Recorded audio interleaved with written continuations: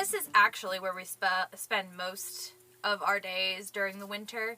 Right just here. Because we've got a nice big furry bed filled with fairy doggies, which if you can't couldn't see. notice, yeah, there's one that his favorite is to tuck underneath and wrap in the blankets. As you can see, this one right here has tunneled his way under the blanket. And this is how he sleeps at night, between Mommy and Daddy under the blanket. And this one right here actually is a very good nightcap. He lays upon our heads and keeps our heads warm. So he's being considerate.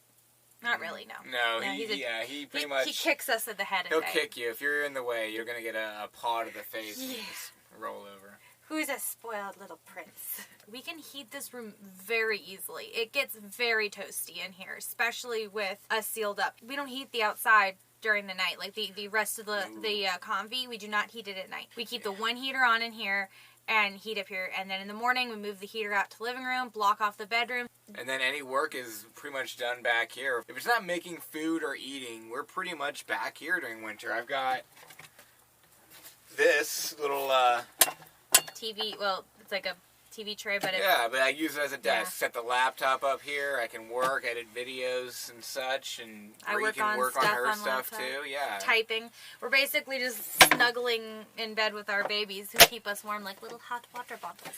It poses some really interesting issues because things on the other side will freeze, like our dog's water bowl. Bree's devised a system of insulating the bottom with the other bowl and a hand towel. Yep.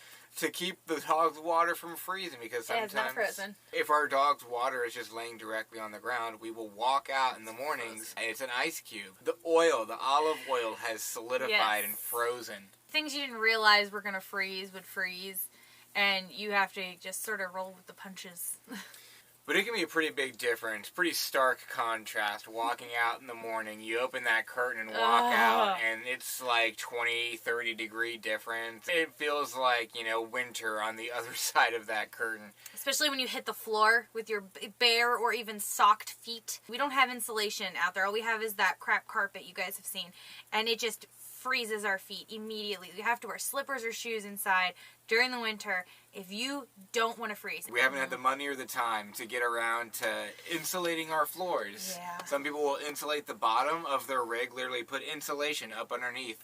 Or when they redo their floors, they'll put some kind of insulating down, which is heated flooring. Or heated flooring. Now, what we're looking to be doing is that option. We're looking at a couple of different insulated surfaces to lay down over when we do redo our floors. Yep. Hopefully this year. We have a few plans. And something else, too. I don't know if this is a 90s RV design issue, if they've gotten better at this, but seemingly all of the outlets go through one fuse. One 15-amp fuse, which means for a couple of years we could not figure out how to run two heating sources at the same time. So if we wanted to cook dinner on our induction burner, or we now have a what is that? Griddle thing. A griddle, it's like press. Yeah. It's like a multi-tool. It's a waffle maker. maker. Or our coffee maker. Or our coffee maker. Anything that heats up, we could only run one at a time. So for the first couple of years, when we made breakfast, we would have to go out to the outside that was not heated. We couldn't run a heater, but then we would have to make food and then come back here and eat it. One of us would be burrowed under the blankets trying to stay warm, with the other one, mainly him, put on a lot of layers and went out and cooked. And I don't know if anyone remembers this, but if you lived in Ohio a couple years ago, there was a below freezing winter. Yeah. We were in this. We were in the RV. And we had yet to discover the secret to how to run a heater and a cooking heat thing at the same time. One day we noticed when we blew our 15-amp fuse. For the millionth time. We would forget to turn something off and just going about our day. Oh, sorry, Jackie. And everything would just cut out. It was annoying. But then we realized that the microwave wasn't losing power. Nope.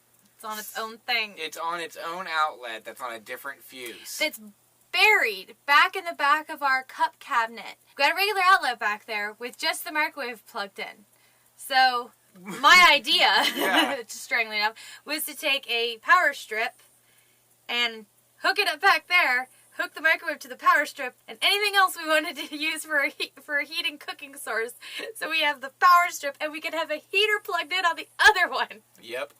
And that's how we cook now, is we have to do this weird workaround in the winter. If it's really bad, we'll have both heaters running on the, one just up on the counter. Mm-hmm.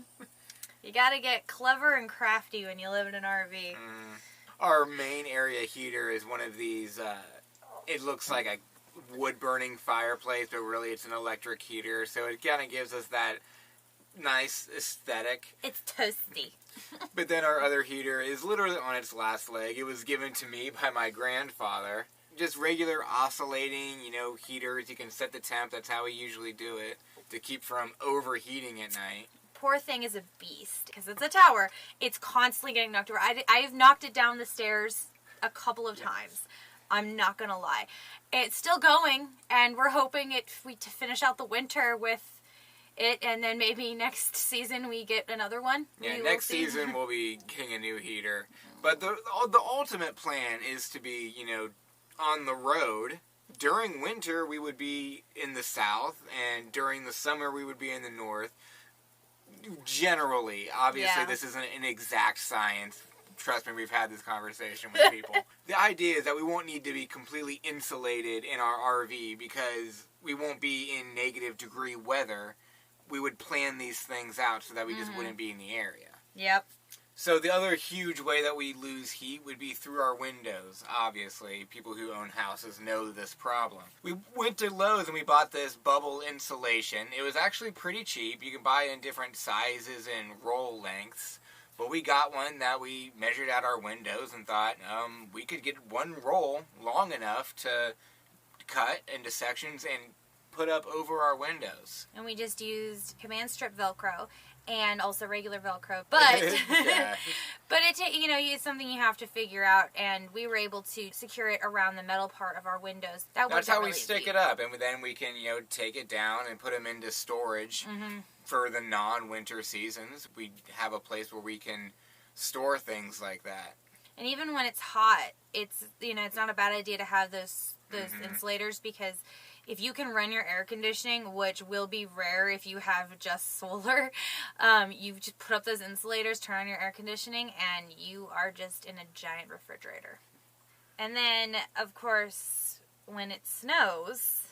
When that did happen, when there was enough snow, we shoveled the driveway that we're currently living in just to help out our host family, one of those tiny things that we do. We just took the snow from the driveway and piled it up around the bottom of our Convy, and that sort of helped insulate the bottom of the Convy a little bit. Well, really a lot, especially on the side that was exposed to the house. And some people who are parked in a more full-time position get skirts that go around the bottom of their RVs in this similar fashion to what we did with the snow that protects them like that. But basically, those are for more full-time situations. But this worked pretty good as a temporary thing, and obviously when it's really cold is when there's the snow, so it's just a little trick that we do to help keep it a little bit warmer in those extra cold periods.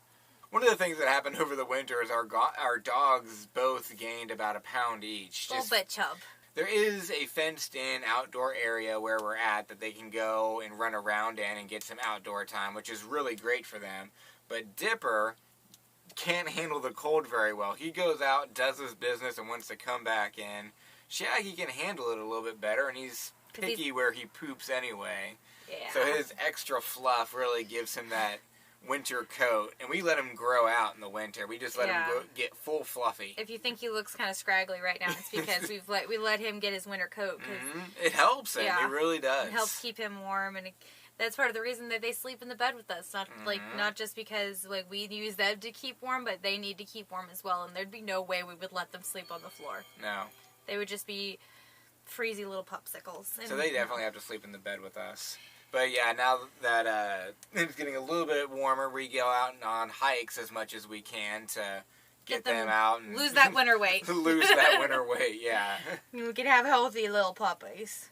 So if you've noticed, we've had just a couple of itty-bitty additions to the Convy as of right now. There will be some bigger ones in the future, and we of course will show you, but for right now, if you hadn't noticed, we replaced the sliding door with a black It's a blackout yeah, curtain. it's basically It's a like, cheap blackout. yeah, curtain. it's a Walmart panel. They said 95% blackout, which It's whatever. fine. It works to keep us warm, It's and a good it looks heat, better. It's a good enough heat barrier. Yeah. And it looks better than that Janky. that janky sliding accordion door that was there. It was nice when we first moved in, but then when we got the puppies, they like to run headfirst through it until they made a hole. We unscrewed the track and took that whole accordion door out and just replaced it with a curtain rod. Mm-hmm. Put our resin skulls on the end of it for a little hidden aesthetic. The little knobs. So yeah, it keeps us warm. It keeps out the sunlight for the most part. Keeps us nice and like secured so we can change back here. And yeah, it works. Cheap too. We have downsized a lot. But I still have a lot of little things, and so does Roman, that we really, really enjoy to have around us. As you can see, our room is kind of cool. We have stuff on the walls here. And the ceilings. There's stuff all over the place So, in this room. Because we have a very small area on each side of our bed that is barely enough for you to just stand, things tend to get cluttered. That being said, I got a beautiful little black cart. And I love it, and it is precious, and it got things off the floor, so I didn't have to step on them, because making the bed can be a chore at the best of times, but when you have to try to stand on this itty-bitty floor space, it really helps to not have anything you're going to step on. And we measured out that space and took some time searching around for dimensions that would fit that space, and we finally found one that was in black, too. It's perfect. The preferred color of this household in the home decor items. So it houses my makeup Elvira box on the top. It has my socks and fancy gloves, as well as my shoes on the bottom rack. It also has a couple of things hanging on the side from various cosplays. So it works really well because it is on wheels, and I can lock the wheels and keep it from moving there, but I can also wheel it out to like use my makeup or like look at other things on there. But for the most part, it's a nice little nooked area, and I'm thinking about getting one for him because he's a messy boy. A little bit, yeah. So, speaking of little knickknacks that, I have a problem with keeping, with like rocks and crystals and little figurines and the like, I found this crescent moon shelf on Amazon for like $23. It was super cheap. It worked for the purposes. It fits in our galaxy bedroom, too. Also, I have a crescent moon on my arm, so, it's kind of a thing. My thing when decorating, especially in the RV, is everything has to be secured when you decorate with it. It has to be either easily secured or already secured when you put something down. Because you're constantly moving, and you don't want to have to spend 2 hours getting the RV ready to move because you don't want your stuff breaking. So, there's a little tip for you. Make sure your stuff is ready to go when you decorate with it. So that's how we make it through the winter in the Convy. It's just a few simple things that we've figured out over the years, little tricks. We haven't frozen to death yet. No, and the babies are still doing okay as well. So they keep warm with us, and as you can see, this one got hot and popped out of the blanket for a little bit. But the giant faux fur wolf blanket this is one of the key things for getting us through the winter. It is huge. It is the faux fur. Felt? What is that? Felt? No, it's not. It's fleece. But at night, we flip this over, and we have the fur on our side. Fur on us. Yes.